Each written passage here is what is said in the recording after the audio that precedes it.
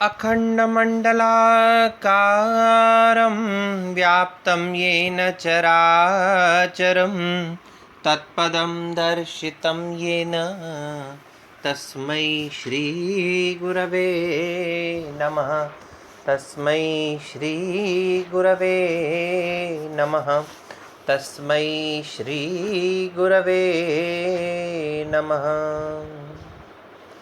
पिछली कक्षा में हमने वस्तु और अवस्तु का अध्ययन किया था। सत्य चित्त आनंद और अद्वितीय ब्रह्म जो है वह वस्तु है और अज्ञान आदि सकल जड़ समूह जो है वह अवस्तु है। अब इस अवस्तु के प्रकरण में हमने एक नया शब्द पढ़ा, अज्ञान। तो यह अज्ञान क्या है, आज उसकी परिभाषा पर हम विचार करेंगे। अज्ञानम तु सदसद्भ्याम अनिर्वचनीयम त्रिगुणात्मकम ज्ञान विरोधी भाव रूपम यत् किंचिदिति वदन्त्यहम अज्ञत्याद्युनुभवात्। क्या कह रहे हैं ये? अज्ञानम तु सत असत भ्याम अनिर्वचनीयम। यह अज्ञान सत और असत से अनिर्वचनीय है। इस अज्ञान को न तो सत्य कहा जा सकता है न असत्य कहा जा सकता है। यह दोनों के द्वारा अनिर्वचनीय, न पूर्ण रूपेण इसको हम सत्य कह सकते हैं न पूर्ण रूपेण इसको असत्य कह सकते हैं। यह सत्य और असत्य से अनिर्वचनीय है। दूसरा क्या कहा?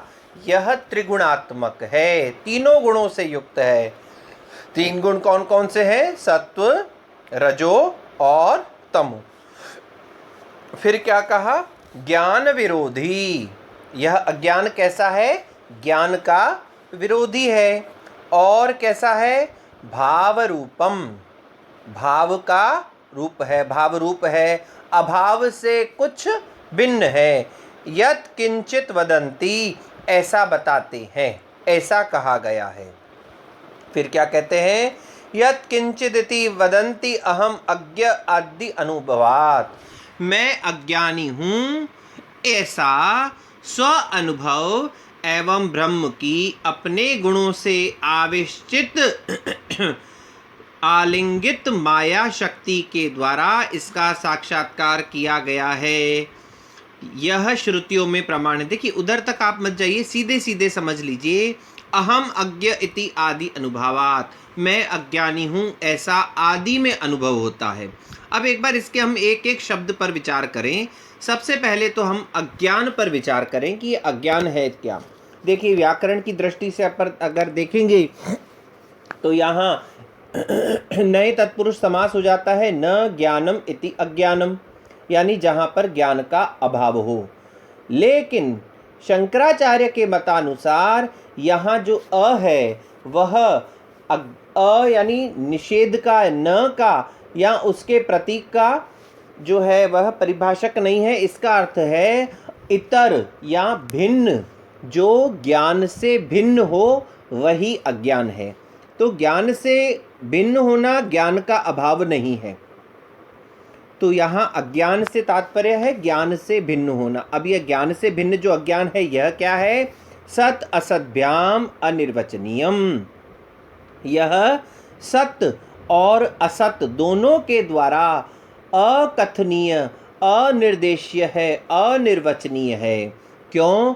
क्योंकि इस अज्ञान को न तो सत्य कहा जा सकता है न असत कहा जा सकता है, क्योंकि यह ज्ञान सत्य और असत से परे है। देखिए, सत्य क्यों नहीं कहा जा सकता? क्योंकि यह रहने वाला नहीं है, हमेशा के लिए रहने वाला नहीं है। जैसे हम लोग आत्मा को सत्य कहते हैं, तो आत्मा का कभी भी अभाव नहीं हो सकता है। तो यह ज्ञान सत्य भी नहीं है, क्योंकि जब हमें गुरु के द्वारा ज्ञान की प्राप्ति हो जाती है और हमें ब्रह्म ज्ञान मिल जाता है तो इस अज्ञान का, इस माया का बाध हो जाता है। तो यह सत्य भी नहीं है और असत भी नहीं है। असत कैसे? जिसका त्रैकालिक अभाव हो, जैसे आकाश कुसुम और वंध्यापुत्र, जिनकी संसार में त्रैकालिक प्रतीति हो ही नहीं सकती है। ऐसा यह अज्ञान नहीं है, क्योंकि कभी कभी यह अज्ञान हमें प्रतीत होता है। तो इसीलिए यह अज्ञान जो है वह सत्य और असत दोनों से परे है, दोनों से अनिर्वचनीय है। देखिए इस उदाहरण को ऐसे समझिए, यह संपूर्ण संसार कैसा है? माया है, अज्ञान है। इसी अज्ञान का दूसरा नाम हम माया कहते हैं। तो यह संपूर्ण संसार कैसा है? माया है, अज्ञान है। यह न तो सत्य है न असत है। पिछली बार किसी ने प्रश्न किया कि यह संसार सत्य और असत कैसे हो सकता है? निश्चित रूप से यह सत्य है, क्योंकि हमको दिखाई दे रहा है। तो एक बात उस समय मुझे जो ध्यान आई, आप भी सुन लीजिए, कहानी है बड़ी छोटी सी। एक बार एक व्यक्ति ने रात्रि में स्वप्न देखा और स्वप्न में उसने अपने घर को जलता हुआ देखा। सब कुछ जल करके स्वाहा हो गया है। अब जैसे ही यह देख रहा था, अचानक से घबरा करके उसकी आंखें खुली, और जैसे ही आंखें खुली, चारों तरफ उसने देखा कि वह पूर्ण रूपेण सुरक्षित है, कुछ नहीं हुआ। स्वप्न में जो उसने देखा ऐसा कुछ भी नहीं हुआ। सुबह होते ही वह अपने गुरु के पास गया और गुरु से कहा कि गुरुजी, एक बात बताइए, रात को ऐसे ऐसे करके मैंने एक स्वप्न देखा है। अब मैं बड़ा भयभीत हूँ, कहीं ये सच तो नहीं है। तब उनके गुरु कहते हैं, न यह सच है न वह सच है। शिष्य बड़ा आश्चर्यचकित होकर के पूछने लगा कि क्या मतलब इसका? कि बोले, न यह संसार सत्य है और न तुमने जो सपने में संसार देखा वो सत्य है। तो बोले कैसे? बोले जब आंख बंद थी तब वह संसार सपना था, और यह खुली आंख का संसार भी सपना है। एक बंद आंखों का संसार है, एक खुली आंखों का संसार है। दोनों ही न सत्य है और न असत है। देखो, जब तुम्हारी आंखें बंद थी तब तुम उस स्वप्न को असत नहीं कह सकते, और अब जब आंख खुल चुकी है तो तुम इसे सत्य नहीं कह सकते। तो वह जो स्वप्न था वह सत्य और असत दोनों से अनिर्वचनीय था। उसी प्रकार यह संसार भी कैसा है? जब तक आंख खुली हुई है यह सत्य है तुम्हारे लिए, जैसे ही यह आंख बंद हो गई असत हो जाएगा। तो यह संसार भी कैसा है? सत्य और असत से परे है। तो यह अज्ञान जो है, यह माया भी जो है, यह उसी स्वप्न के समान सत्य असत से परे है। न यह सत्य है न वह सत्य है। फिर क्या कहा? सत्य असत्य से अनिर्वचनीय होने के पश्चात क्या है? यह त्रिगुणात्मक है, यह तीनों गुणों से युक्त है, तीनों गुणों में यह विद्यमान रहने वाला है अज्ञान। फिर क्या कहा? ज्ञान विरोधी है। अब देखिए, जब हमने पहले ही बात कही ज्ञान से इतर है, ज्ञान से भिन्न है, इसका मतलब वह ज्ञान का विरोधी है। क्यों? क्योंकि ज्ञान जो है वह प्रकाश के समान होता है।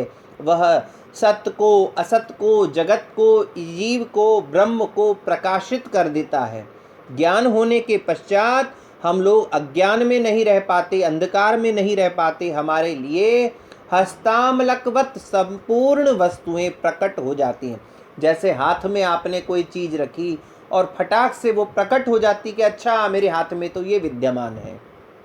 वैसे ही जैसे ही यह ज्ञान हमें प्राप्त होता है, हमारा सब कुछ प्रकाशित हो जाता है। लेकिन यह अज्ञान कैसा है? ज्ञान का विरोधी है। ज्ञान का काम है सबको प्रकाशित करना, लेकिन अज्ञान का काम है आवरण करना, ढक देना, छिपा देना। यह ज्ञान प्रकाश के समान है और अज्ञान जो है वह तमस के समान है। इसलिए यह ज्ञान का विरोधी है। तमस का विरोधी होने के कारण से, देखिए, तमस का विरोधी यह ज्ञान है और ज्ञान का विरोधी अज्ञान है। प्रकाश तम का विरोधी है और तमस प्रकाश का विरोधी है। जैसे ही यह अज्ञान होता है और ज्ञान के समक्ष आ जाने पर अज्ञान नष्ट हो जाता है, उसी प्रकार से तमस अंधकार होते ही सब कुछ हमारे सामने से विलीन हो जाता है, छिप जाता है। जैसे ही प्रकाश आ जाता है तमस नष्ट हो जाता है और सब कुछ प्रकाशित हो जाता है। इसी प्रकार ज्ञान के प्रकट होते ही यह अज्ञान भी नष्ट हो जाता है। दूसरा के इसके बाद कहा भाव रूपम, यह अज्ञान कैसा है?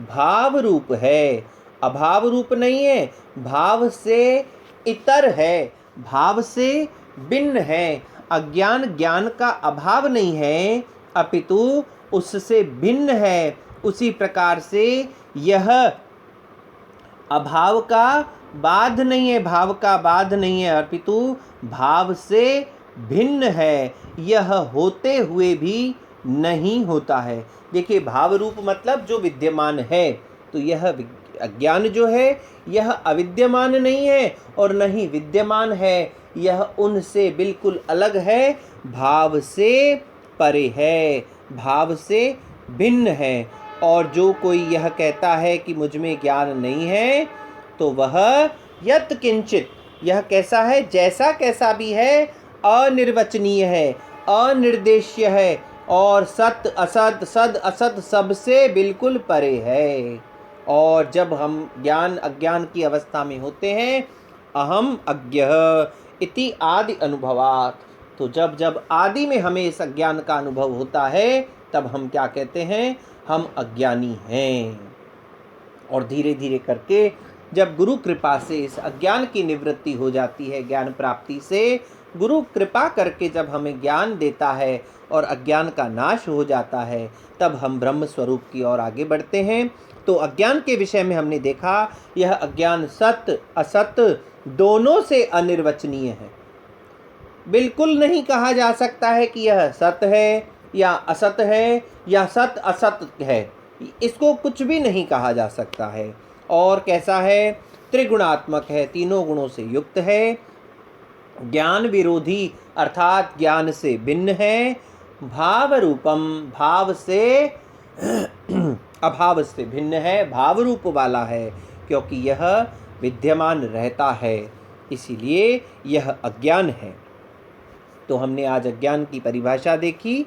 अब हम आगे अज्ञान के और दो प्रकार की शक्तियाँ होती हैं, वह शक्तियाँ क्या हैं और उन शक्तियों के द्वारा अज्ञान कैसे कार्य